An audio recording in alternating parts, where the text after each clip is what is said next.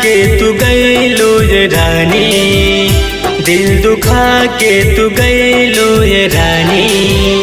याद तो हर सतावल करेला, रात दिन नींद हमके न जावे, लाग के हूँ बोलावल करेला। दिल दुखा के तू गईलो ये रानी।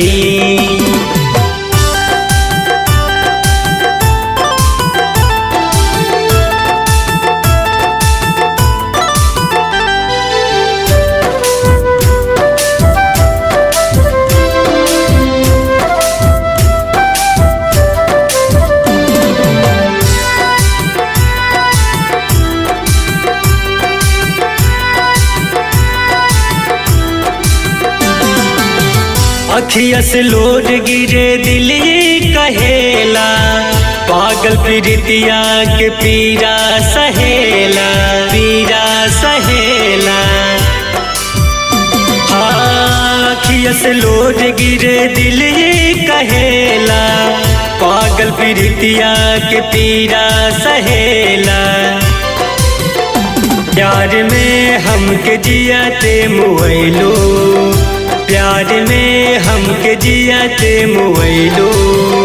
आग दिल में लगावल करेला, दिल दुखा के तू गईलो ये रानी।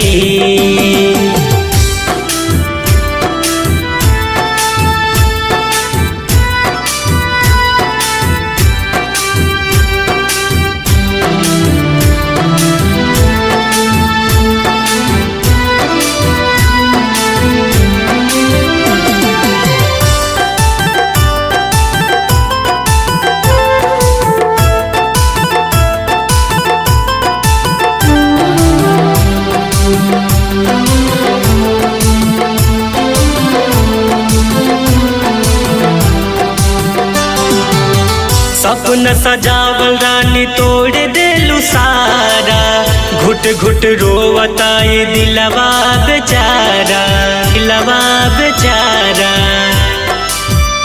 हाँ, सपना सजावल रानी तोड़ देलू सारा, घुट घुट रोवता ये दिलवा बेचारा।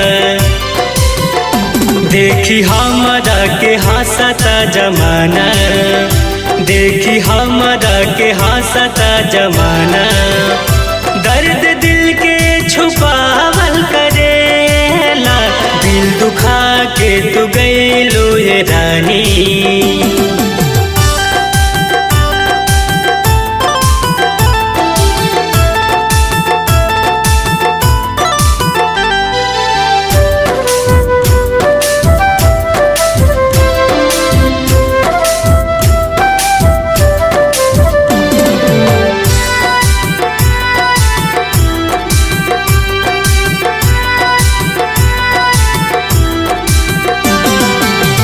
जिंदगी में अगिया लगैलू वार मान के, छोड़ के चल गईलू दुनिया जहान के, दुनिया जहान के।